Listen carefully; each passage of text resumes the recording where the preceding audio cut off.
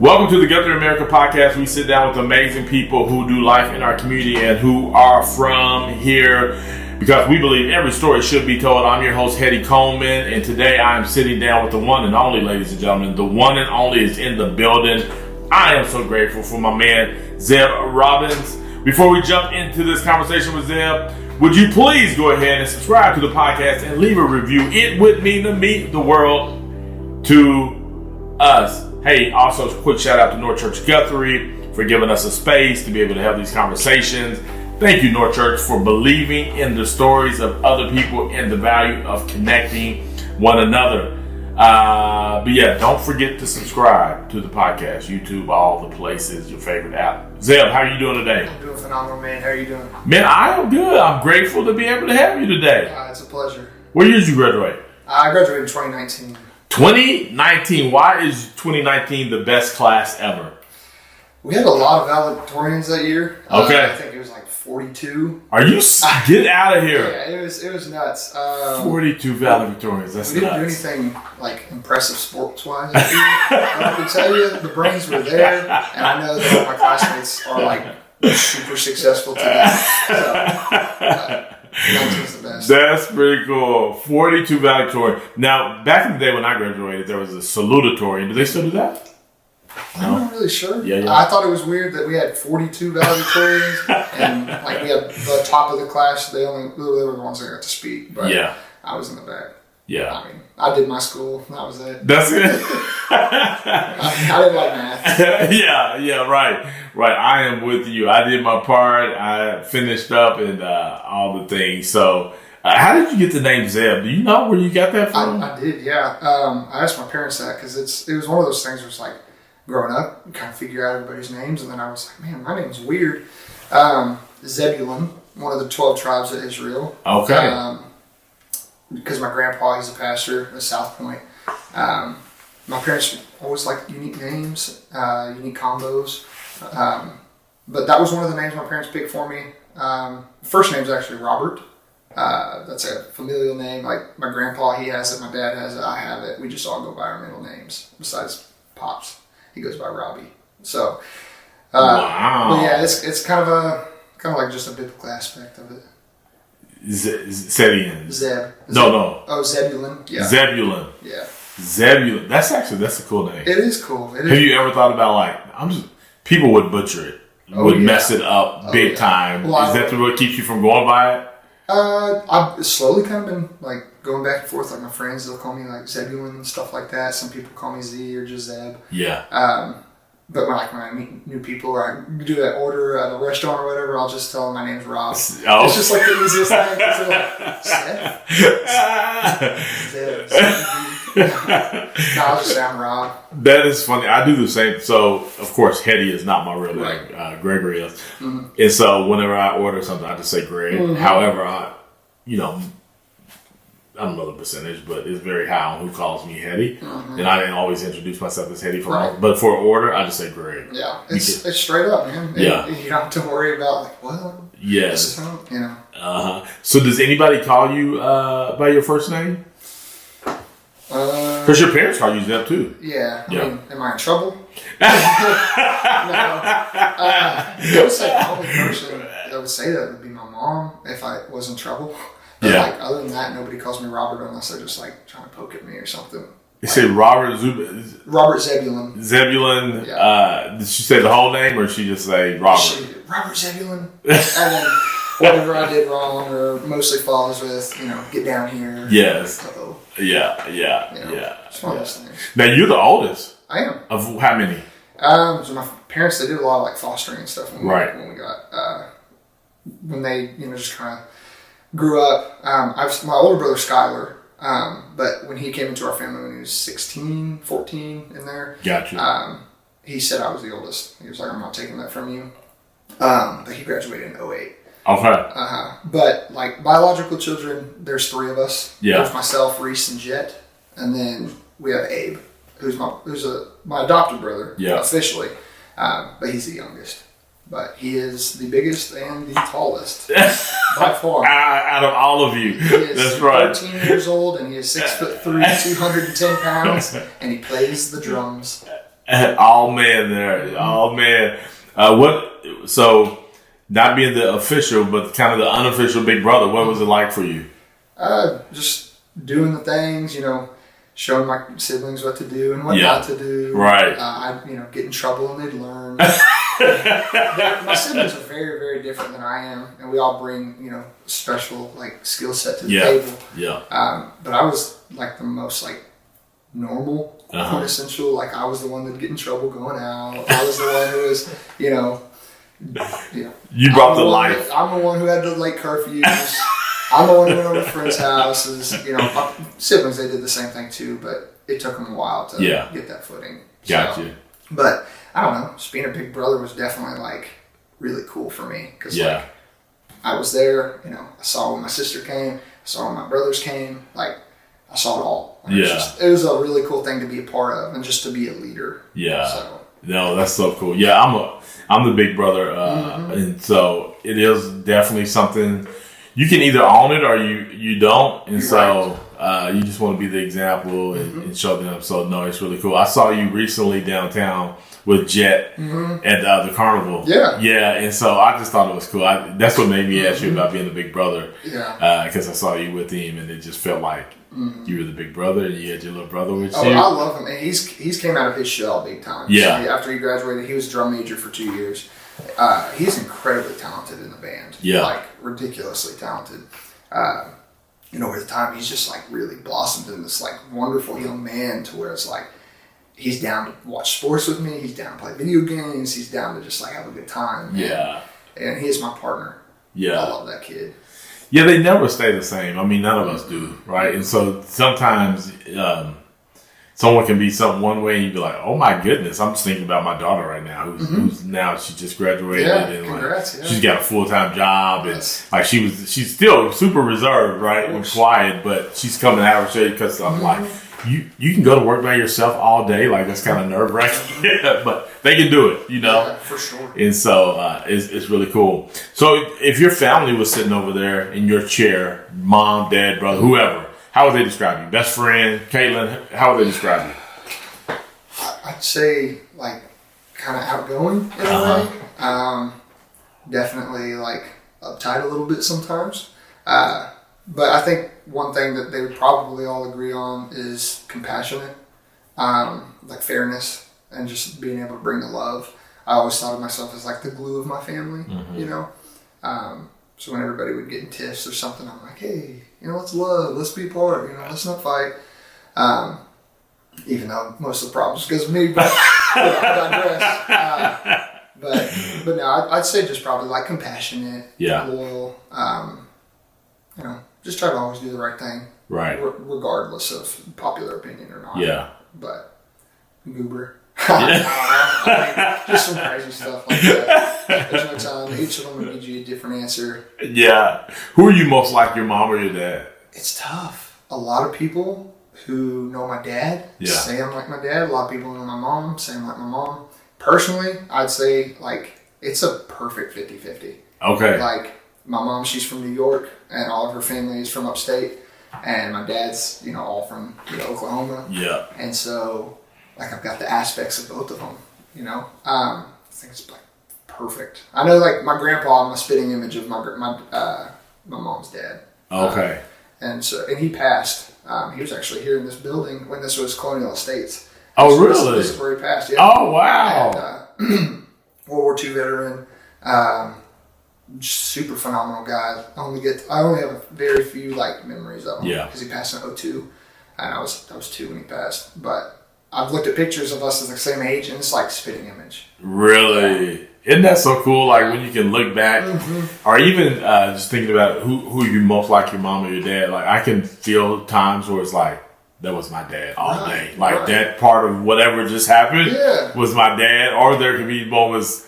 I'm probably more like my dad than my mom, but there can be those moments of okay, that was my mom all day. And the crazy thing is I didn't grow up with my dad. And we didn't spend a ton of time together. I mean, we're close and everything, but it's still the DNA is there. Oh yeah, you can't run from blood. I mean, blood's thicker than water.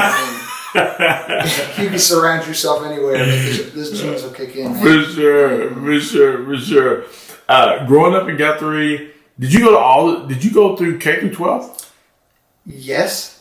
For split, like all of 6th grade and half of 7th grade, I went to Oklahoma Christian Schools in Edmond. Okay. Didn't like it. Okay. My buddies who I went there to hang out with, they ended up leaving. And then I was left solo. And I was like, all right, man, you guys drive. And I didn't like the environment. I didn't feel like I fit in.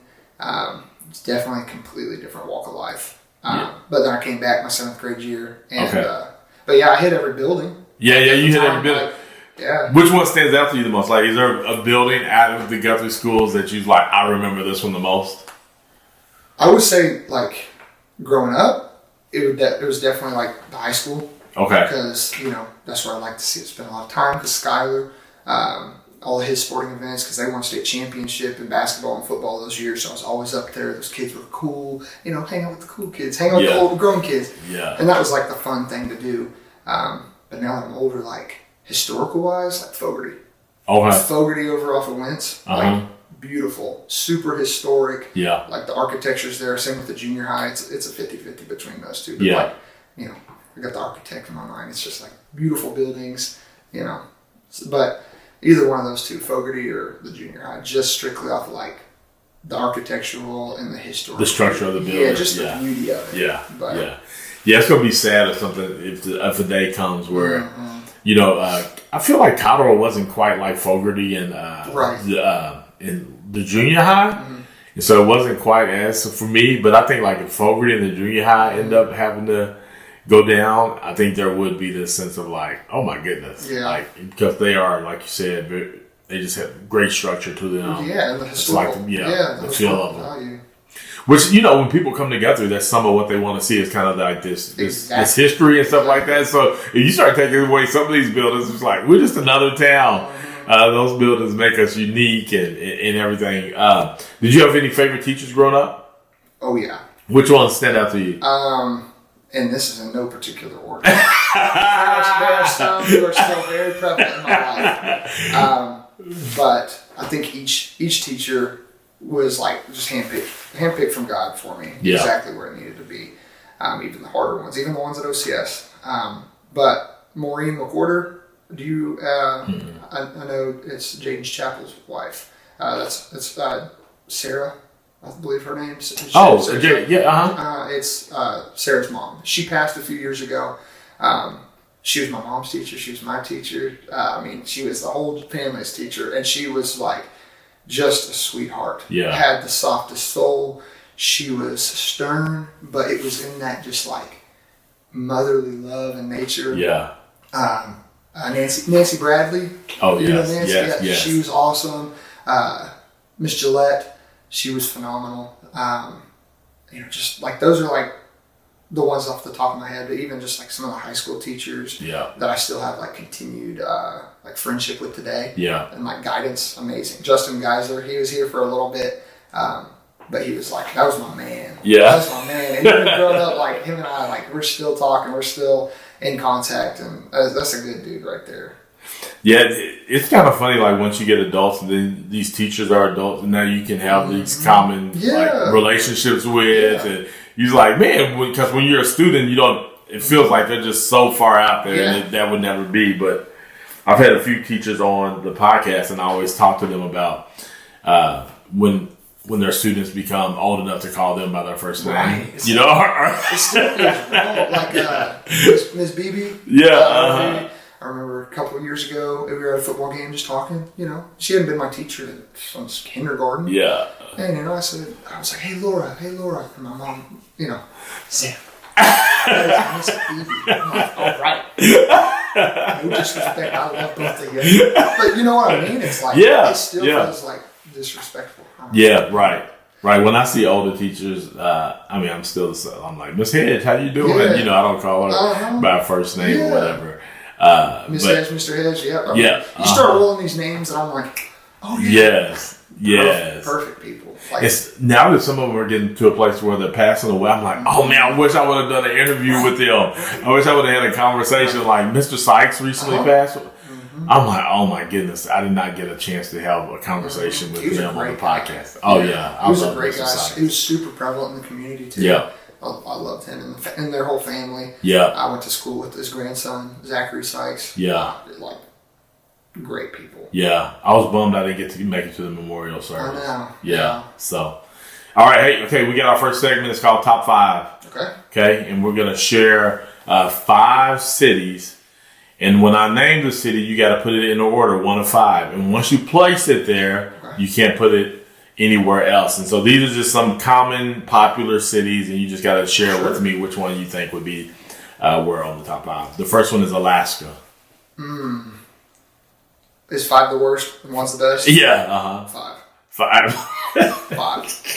That's so quick. Japan. 3. 3. Okay. Dubai. 4. 4. New York. 1. Miami. Well, yeah. Yeah. My New York's the winner. Yep. Like you were dead set on that. Yep. And I was waiting for it. Yeah. Yeah. You cannot. I could not have a top 5 without New York being on it. Why New York? So like family. Like I was talking about, my mom's side's from upstate. She was born in New York. Now the family I got there, a couple of them live in Queens, and then a little bit of them are still upstate in Pennsylvania. Okay. But I go over to my Mimi's house in Pennsylvania, drive 2 hours to Jersey, park my car there, hop on a train, hour and a half. I'm right in Central Station, right in the heart of the city. Right. Like, you can't beat the vibes of it. Right. It's so busy. It's so chaotic. Yeah. But there's so much to do. There's so much history. All the movies are filmed there. Yeah. I mean, you can run into like Anybody. And then you go to the Madison Square Garden, you can catch a game if you get lucky. You can stroll over to the Bronx, go see the Yankees game. I got to see it the first year the new stadium got built. Like, hands down, the best place, like, to be for vacation wise, but just to like just soak in the environment, because there's no place in the world like that. Yeah. I always say I would move there because a couple of reasons. The public transportation. I wouldn't have to have a car. Oh, yeah. I love that. And then also just the walkability of it. You know, just to be able to go to the grocery store, just walk to the grocery store, to your favorite coffee shop, or to dinner, or take the subway. I would definitely, I could live there, maybe even in Europe, like, because of the trains and stuff like that. But, well, everybody's healthy in New York, too. Yeah. I know it's kind of hard to say. You know, they probably got lung issues. I know that. Yeah, because it's nasty. Tobacco's pretty high there. The smog there's pretty high. But, like, if you go there, you really won't see too many overweight people unless they're tourists. Yeah. But even then, it's like, it's a completely different ballgame, man. Yeah. Like, I never really thought about that. That's true. And they're so healthy. And, I mean, you see people running and jogging. It's just like, it's just a different world. Yeah. And you're on this tiny island that has a population bigger than like Kansas, Oklahoma combined. You know, what is this? Yeah. I mean, so it's just true. a ball game. And like you said, you get so many places, New Jersey, Pennsylvania, like it's all so close right there. Yeah. Especially like for us to get to another city, we got to drive at least 3 or 4 hours. You know? Like just hop, like you said, like go to my Mimi's house and hop on, just drive 2 hours to Jersey and then hit a train and you're there in an hour and a half. Yeah. And then it's just like, all right, man, here's everything. And you cannot run out of things to do. Right. Like, favorite place in New York, I know this is my little honorable mention. It's literally called Burger Joint, but it is a hole in the wall, a legit hole in the wall, and it has a sign on a door with a sticker of this minimalistic little burger, and that's it. You walk in there, and there's a massive line. Walked around in the kitchen, like the eatery is like 2 of these rooms. Yeah. And then you get up to the order. You better know what you got to order because they will kick you out of line. Yeah. And it's another hour wait, but like hidden. You got to look it up. You got to know where to go. You got to know people. Amazing. Yeah. Yeah. It's just like it's weird. That kind of stuff in New York. Just weird. Yeah. Like cool stuff. Just random hole in the wall. Yeah, for sure. No, it's really cool. Really cool. When you were a kid, I know right now you're a fireman. We'll talk about that. But what did you dream of becoming? Like a fireman? Like is that something that you were dreaming of when you were younger or what? No, it wasn't. President. Okay. A president of the United States. Okay. That's what I wanted to become. That's what I went to like job fairs for. Like as a little kid, career day. Dress up for what you want to be. And my parents, they were awesome. They let us dress up like crazy. And I wanted to be president. Mom made me a little presidential tag. She bought, something off eBay to pin right here over my shirt. And like, that's what I wanted to be. And like, for years, that's all I wanted to do. Up until like freshman year in college. That's like when like reality really hit. And I was like, okay, I got to start lobbying. I got to start paging. And I did. I went to the Capitol. Oh, wow. I was a page. And I helped run campaigns around. But then it was just like, definitely felt God's urge like, hey, buddy, you're needed somewhere else. Yeah. Like, this is not what you need right now. Maybe later, but not right now. Yeah. And it's rough. Yeah. But I just wanted to be president just because I felt like the world needed to be a little bit more fair. People needed to love a little bit more. Yeah. And, all I saw was people always arguing about presidents growing up when I was little. I got to see the first African-American president get installed. Yeah. And so, like, going through that and just seeing everybody's aspects of, like, this president, that president, it's like, why is everybody hating? Let me go in there, Yeah.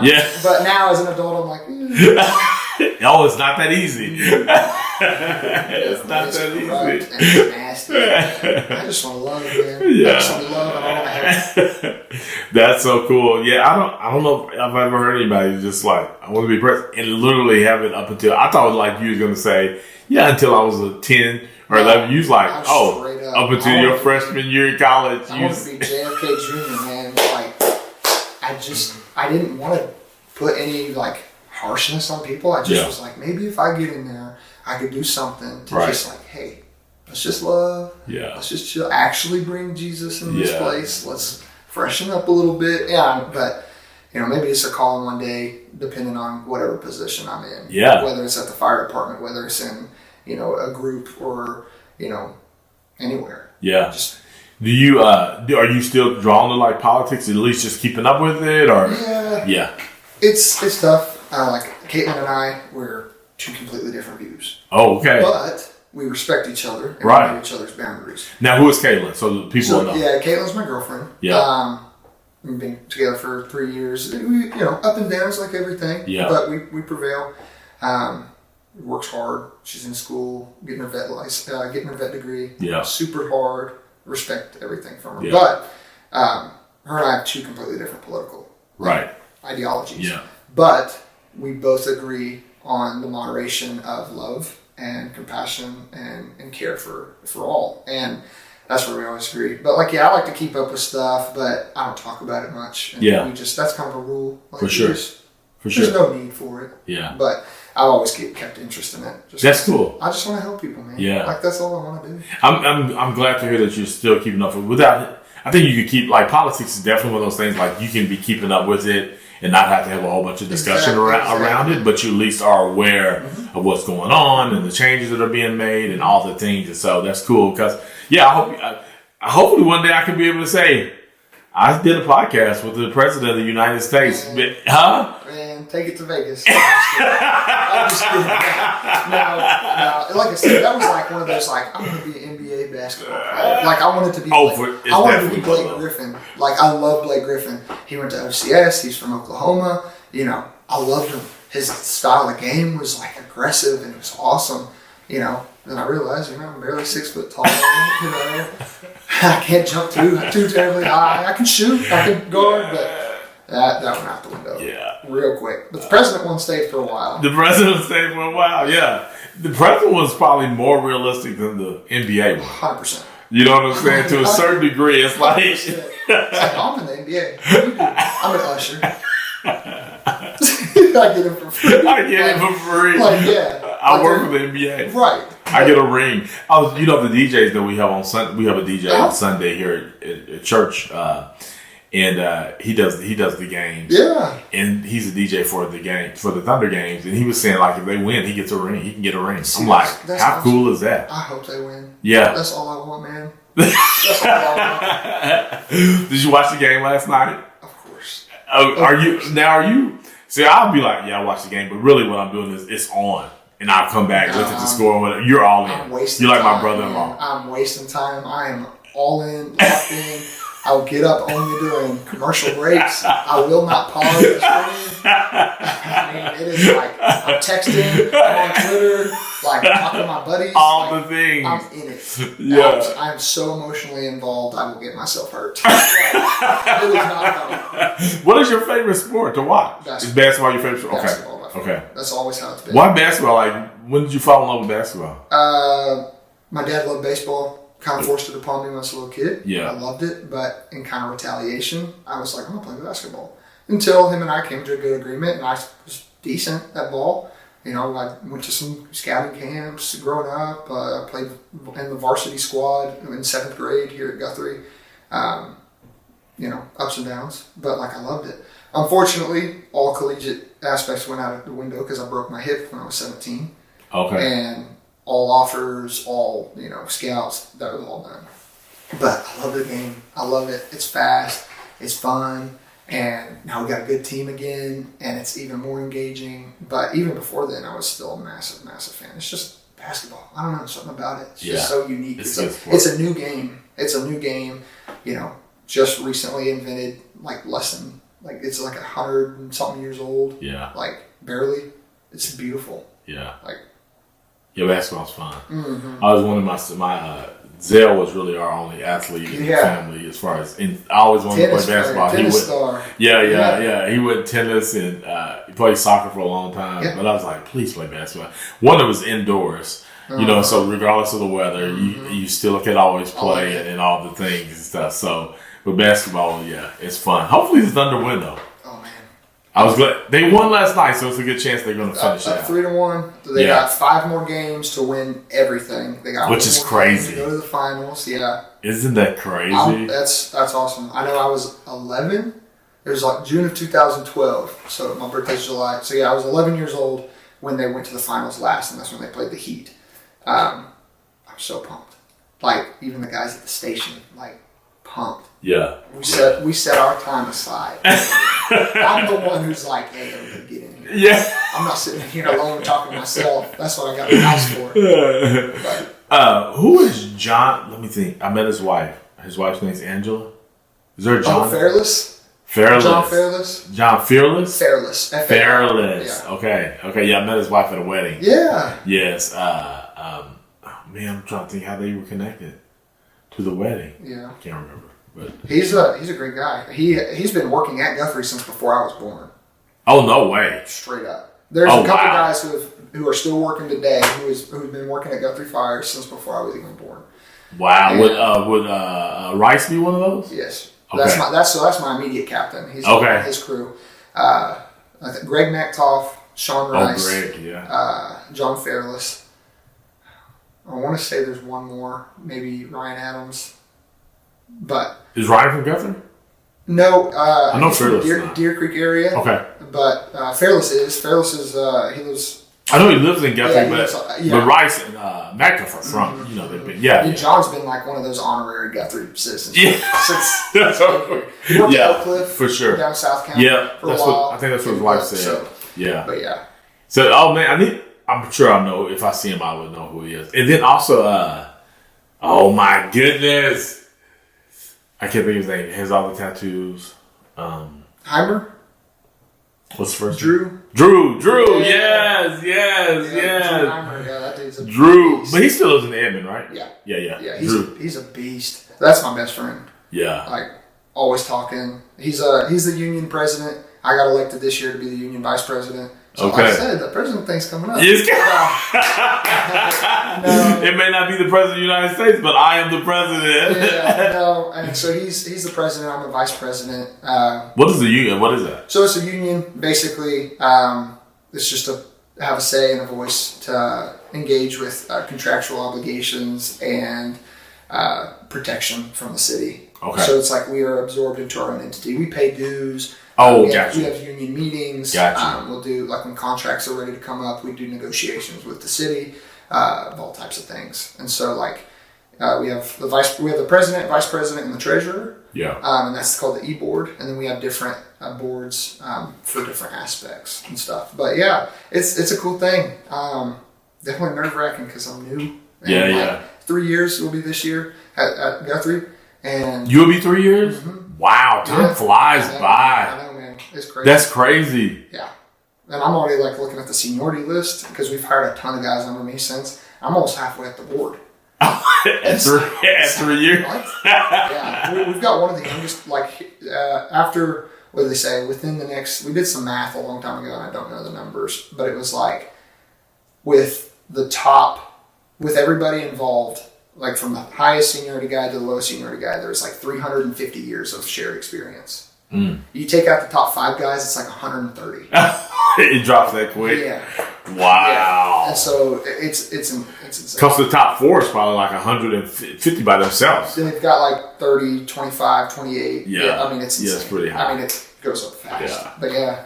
That's cool. Very young. So we talked about like what you did want to do when you were a kid, being president and everything. But now, as everybody knows now, you're a fireman. How in the world do you go from president to fireman?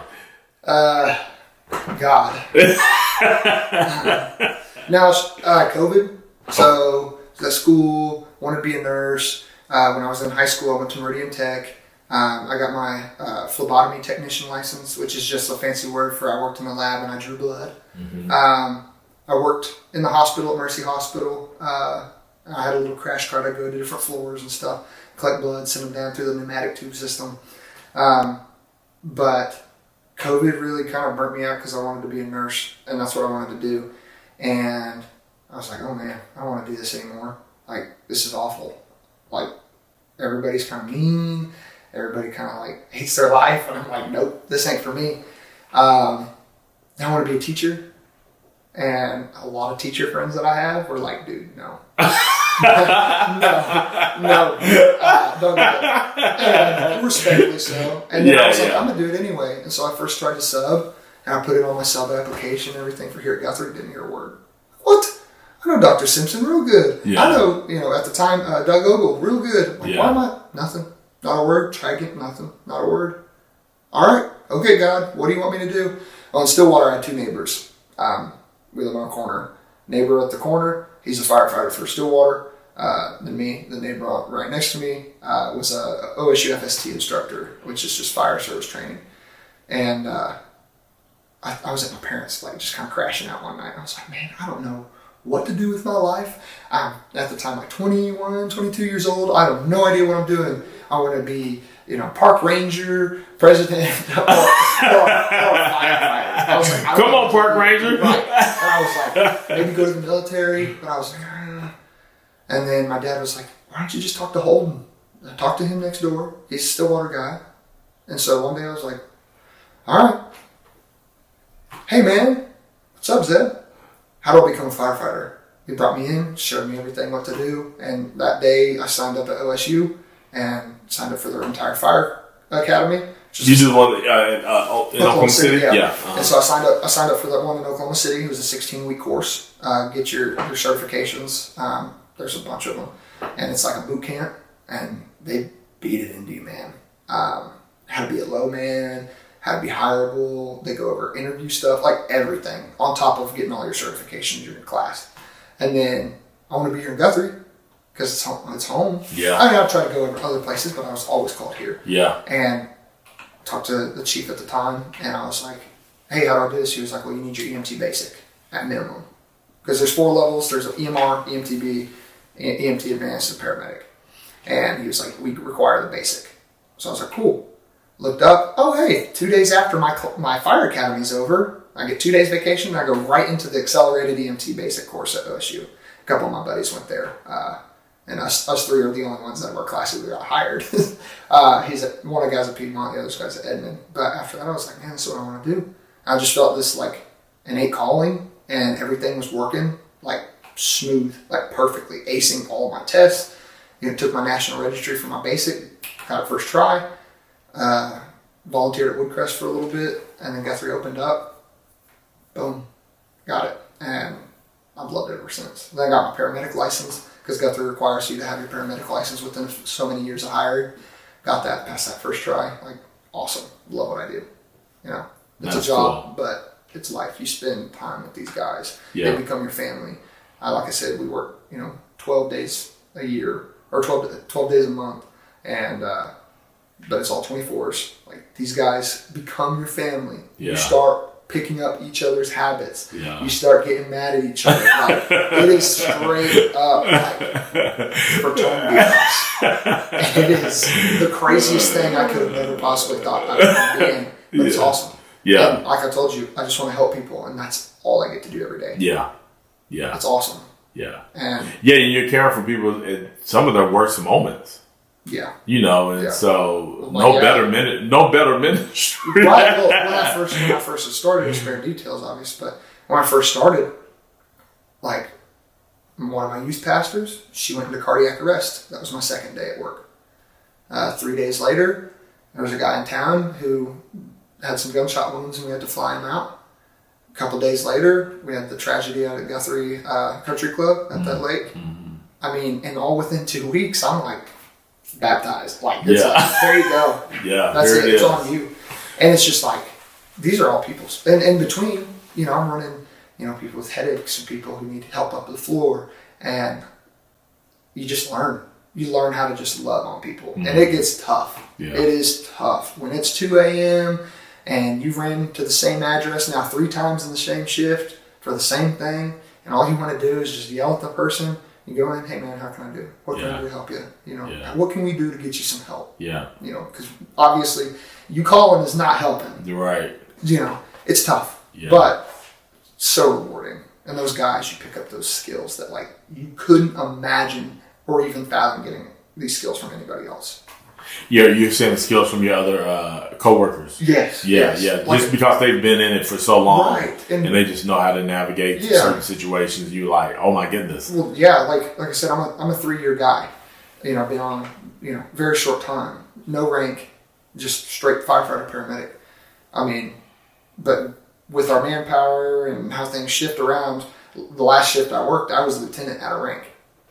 What? Like, it's just one of those ballgames. I'm a 3-year guy, and I've got the lieutenant, like, you know, a badge behind me. Yeah. So it's like, okay, now I'm like kind of an officer. You know, I make an extra $1 an hour from that, but it's like, now you're kind of in charge. Like, if those guys go out, now it's on me. Yeah. So I'm like, oh man. Yeah. I hope there's not something bad that happens. Like, all the other guys are out.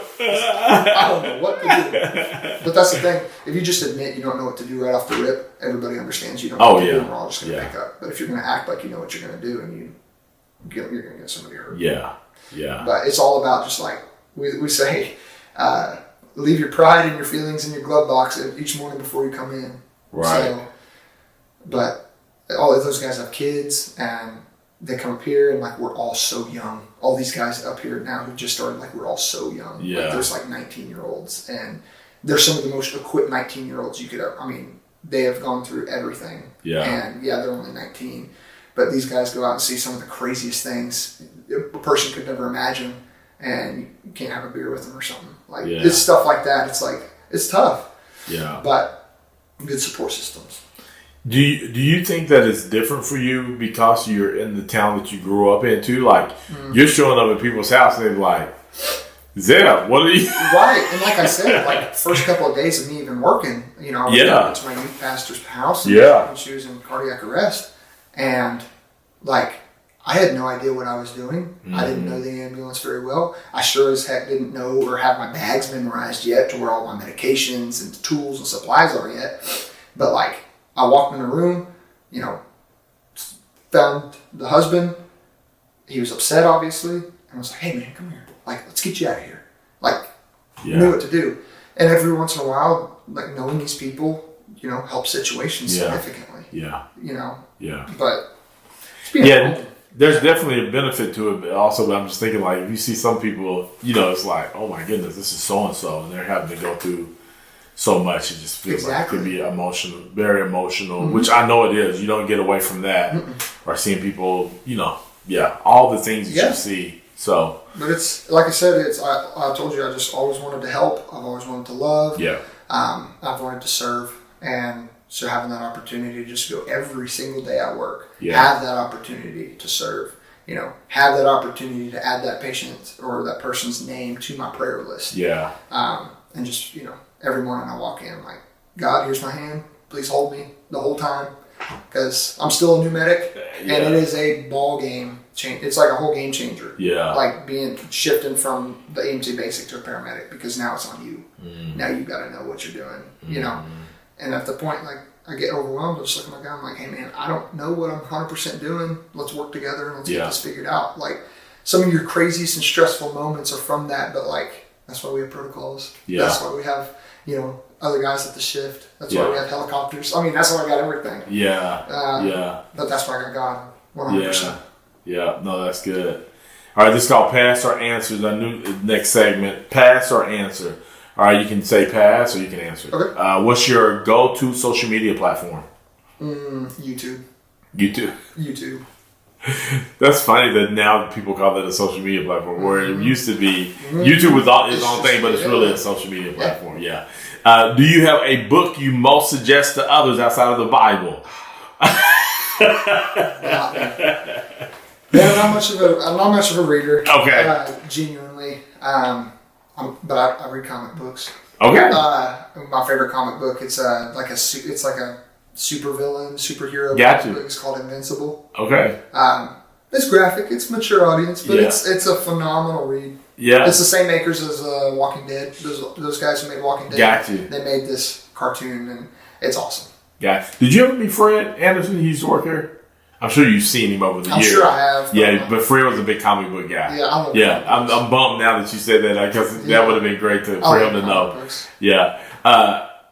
Talking about New York, have you ever been to any comic book? Not that New York's the only place to have comic book stores, but do you have a favorite comic book store? Or I know in Moore, there's a shop called DK Oldies. Okay. Just right off the highway. Gotcha. That's a phenomenal place. Gotcha. But yeah. Yeah, I need to just go to it. I'm not a comic book reader, but it's one of those unique things. It's history. Yeah, it's like you go in there. Yes. And it's fun because it's not too much reading. You get to see some cool art. Like, and you get the head start on like, hey, if Marvel's dropping a new movie, if you read the comic book, you just save yourself $20 in a ticket and $10 in popcorn. Yeah, that's good. How do you find inspiration in the work you do or in general? Just doing what I would want others to do for me. Treat them with the utmost respect and be compassionate beyond your capabilities. Yeah. If you try to push yourself past that, if I can be 100% compassionate, what can I be like if I'm 110% compassionate? Yeah. Just treat others how I want to be treated. Like I tell patients, hey, I'm gonna treat you exactly how I treat my mom, or how I treat my grandma or grandpa or dad. Like, just show them that, hey, I'm here for you. This isn't just a job. Whether this is a real bad medical emergency or whether they're just upset or scared about something, hey, I'm with you, brother. I'm with you, sister. Just stuff like that. That's good. Last person that made you laugh or smile outside of this room? I was at the station earlier today, and just all the guys around there. Nobody in one in particular. Just the stuff we say, and everybody always kind of just messes around. Like, you get the job done, but like, it really helps with the seriousness of the job to just bring that funny. For sure. And like, we got like Drew Heimer, he lives in an ice box. And the AC at the station on a residential side of our station where we sleep, the AC's out. Oh. And it's like 70 degrees in there and he's freaking out. Oh, no. But not just him, like everybody else. Something about the heat. When that station is always like at a clean, like 63 degrees, which is really cold. Yeah. It's having to feel like 70. It's like, no. Get me out of here. I'll sleep outside. That sounds like a good place I like to be. I love it cold. Oh, yeah. What's one thing on your bucket list? Travel more. Okay. I was going to ask you that earlier. So you do like to travel? Oh, yeah. I've been to a couple different countries and stuff. I'd say I'm well traveled, but just travel more. Yeah. Where's some places that you want to go, like, next? I'd really like to go to Japan next. Okay. Unfortunately, I only ranked at 3, but I was waiting on New York. I've been to Miami, wasn't super impressed. I still have to rate that too. But like, there hasn't been much places I haven't been. Yeah. And I've seen some really bad places, and I've seen some amazing places. But definitely like Japan. I know Egypt is kind of dangerous right now, but like Egypt, that'd be cool. Again, like Dubai, that'd be sweet. Yeah. I definitely want to see an F1 race, Formula One at Monaco. Okay. One time, just once in my life. Yeah. But that's like a bucket list. Yeah, that's cool. What's one hidden talent you possess? I feel like I could sing a little bit. Oh, I didn't know that. Just a little bit. Like, it's nothing crazy. Like, it was one of those side hobbies that I did when I was in high school. Early in college. Side hobbies. I'd make some music. My buddy would make beats. I'd sing. Okay. Those guys would rap. I like singing. I like worship music. I love singing it. My brother-in-law, Jonah, he's a worship leader. And in Colorado, right? Yeah. Yeah. He's got a voice of an angel. And okay. and he's got, like, that memory to where I can just tell him a song and he'll just play it right off the rip.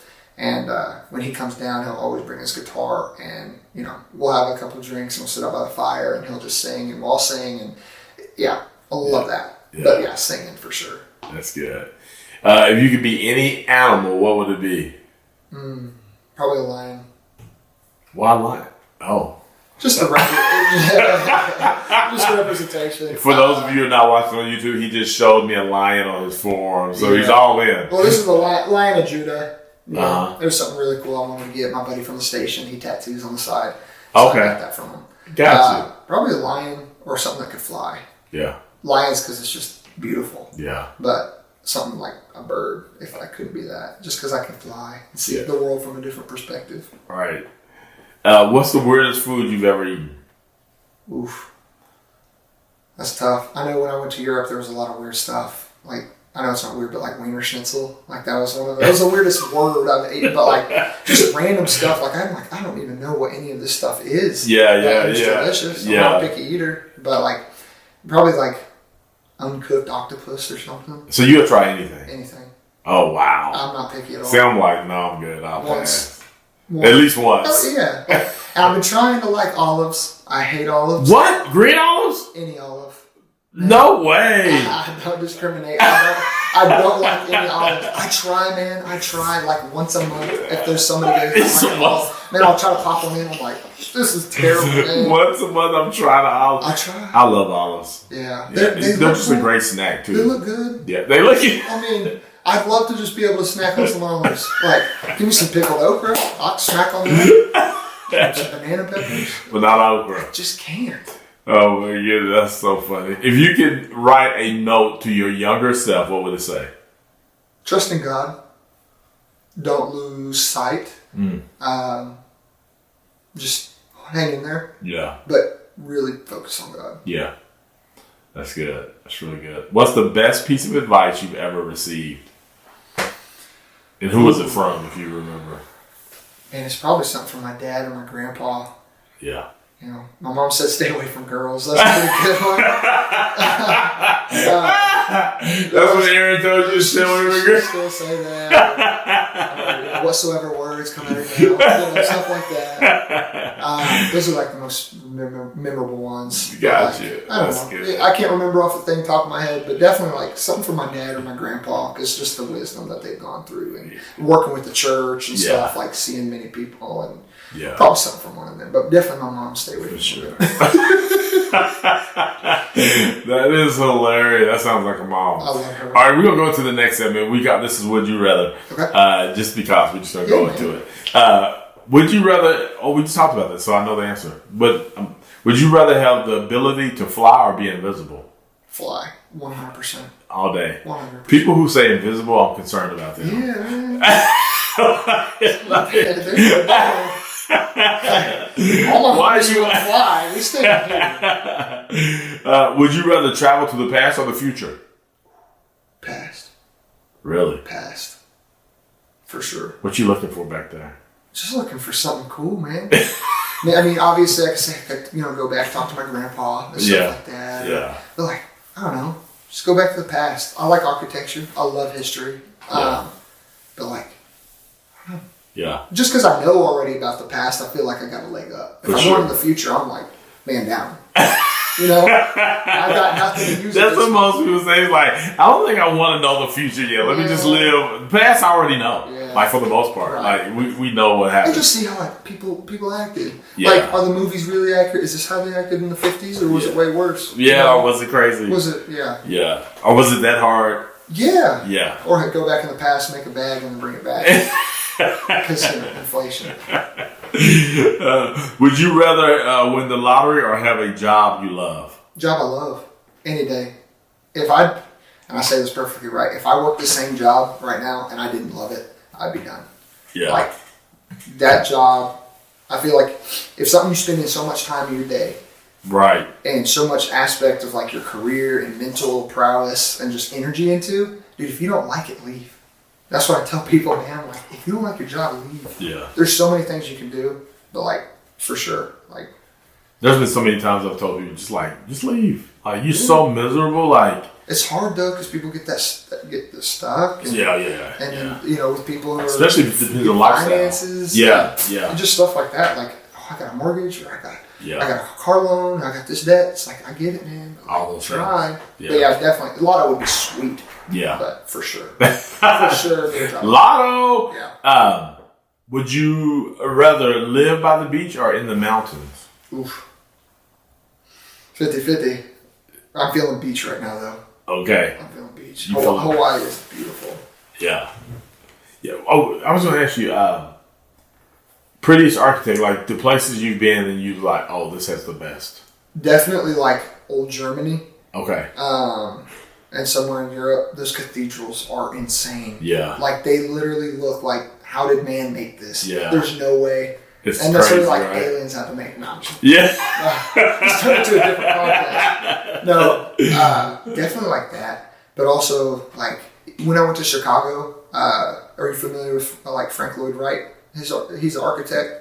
He built beautiful homes, and they're so, like, just different. Yeah. There's one Frank Lloyd Wright blueprint house here in Guthrie, and it's over by the temple.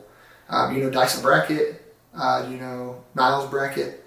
Anyway, I'm not going to, pop their address. Yeah. But it's over by the temple, and it's a Frank Lloyd Wright style house. Okay. And it's just, in Chicago, that's where a lot of. So is it like off one of the, like, Drexel or Harrison, or I'm saying like it's right next, right across the street. It's right on Capitol. Okay, gotcha. But it's gorgeous, and but yeah, definitely those like after this cast, whenever you look up Frank Lloyd Wright. Okay, and there's a house that he built like on a stream, and it is insane. Wow. I mean, just those. I'd say those two though. Yeah. Prettiest architecture. Yeah. All right, so you said the beach. Mm-hmm. All right, these next ones we're gonna go quick. Okay. Pizza or burgers? Pizza. Chocolate or vanilla? Chocolate. Fruit or vegetables? Vegetables. Soda or juice? Juice. Spicy or mild? Spicy. Red or white wine? White. White. Fred, give me heart. All right, this last round. Here we go. Reading or writing? Writing. Painting or sculpting? Neither? Painting? I mean, I used to use color. I used to color. Hiking or biking? Hiking. Swimming or running? Swimming. Playing video games or board games? Video games. Are you still a gamer? Oh, yeah. Yeah. Oh, yeah. Watching sports or playing sports? Man, probably watching sports. Yeah. Because they can do better things than I can do. Yeah. That's all right. I like that answer. That's really good. Listen to music or playing music? Both, man. I love both. Yeah. But listening, I guess. Yeah. Singing or dancing? Singing. Gardening or cooking? Gardening. Traveling or staying home? Staying home. Staying home. I want to travel more, but I also want to stay home. I just need a VR. It's coming. Man, it's coming. I don't know if it'll be the same experience, but it's coming. What's your 89er spot when you go? Well, right now it's wherever Chief tells me. No. Before my aunt passed away, we'd kind of hang out around her area, kind of over by the junior high. Oh, yeah. We'd kind of go up, maybe sit by Avalanche sometimes whenever Corbin and Ryan own Avalanche. Yeah. But right now, since 89ers, since I work, I always sign up for 89ers to work callback because I get to watch the parade and get paid. But also be a part of like whatever happens, if anything does. But like they'll just put us on different units and put us in different spots around the parade. So right now it's wherever Chief tells me. I told Dane that earlier, and he was like, man, I love him. Yeah, he's good. He's been on. Yeah, that was a good one. Yeah, I had him on. What's something you're really into right now? Thunder basketball. That's a pretty straightforward one, but Thunder basketball. Staying healthy. Are you gonna go to a game? Would you go to a game? If we win this next game and we go to the finals, yeah. Okay. Oh yeah, I'm pulling out a loan. Yeah, no, I have to. I would 100% go to a parade. That's for sure. Oh yeah, downtown. I have to. Yeah. I was just too young to go to the finals when I was a kid. Yeah. And, I was 11. Yeah. My dad don't want to pay for that. Yeah. I don't know why I would want to pay for it either, but I'm going to because I got man money now. I got man money. Yeah, you gotta go. Have to. Especially a diehard. I love seeing diehards go to something like a sports game. It was just well, before we had a team, I was a massive Hornets fan. Yeah. Like Chris Paul, Tyson Chandler. I got to play ball with them. I was a ball boy one night. Like, it was so cool. Yeah. Before then I liked the Boston Celtics because I like being against what my family liked up in New York. So I like to go against Boston. Oh, because of the Knicks. Yeah. That's good. That's good. What are you most grateful for? My mom. Yeah. That's straight up. Like, I love my dad. I'm sorry. But my mom, she has instilled this emotional, like, strength in me to be aware of who I am. But to be able to bring it when I need to and reserve it when I don't. Wow. She's just been a really good light in my life to, like, give me exactly what I need. And I know there's so many people who love their moms and their moms aren't here anymore. Yeah. I got my mom. Yeah. And she is my most, like, coveted asset. Yeah. Like, that is my person. Like, there's not a day we don't go without talking. Yeah. So. Y'all talk every day? Every day. Yeah. I feel wrong if I don't. And I'm busy a lot of times and she'll reach out to me and I'm like, hey, patient, hold on. I love you too. I mean, I'm a mama's boy. It's straight up. There's nothing to hide. I'm an open book, man. Depends what you want to read. That's hilarious. I love that. What are some great ways to give back to Guthrie America? Just to put a voice out in the community like you've graciously given me. But like, first step is always we can love each other more. Yeah. We could be more compassionate of each other's errors and failures. We can be more open-minded on like how we treat others and or what businesses and stuff want to come here in Guthrie or what some people want to vote for and whatnot. Like, just really bring a love. But like, if we want to be a successful small town and grow this city, we need to start right at the roots, and the roots are each other. Yeah, so that's good. I like that. What is the sign behind you says choose Guthrie? What does choose Guthrie mean to you? Well, obviously, in my life, I've chose Guthrie. I've stayed here my whole life. I work here in my life. I try to give back to the community, and I work for the city. So, in a way, Guthrie and I are contractually obligated to choose each other. But no, it's a great city. Yeah, we don't have everything. Yeah, It's not a big city. There's some cool things in Edmond, Tulsa, Oklahoma City, etc. But like, it's the people here. Yeah. It's the churches like this. Yeah. It's the love that this city gives to each other. Or like for me, I'll get a call to a patient house. Hey, I know you. Yeah. I'm gonna love you. Like, I literally ran into a lady I haven't seen in years because she's gotten aged a little bit. Yeah. And I haven't seen her forever. And we were like close when I was a little kid because she was like my best friend at church. Yeah. I got an opportunity to run on her. She was good.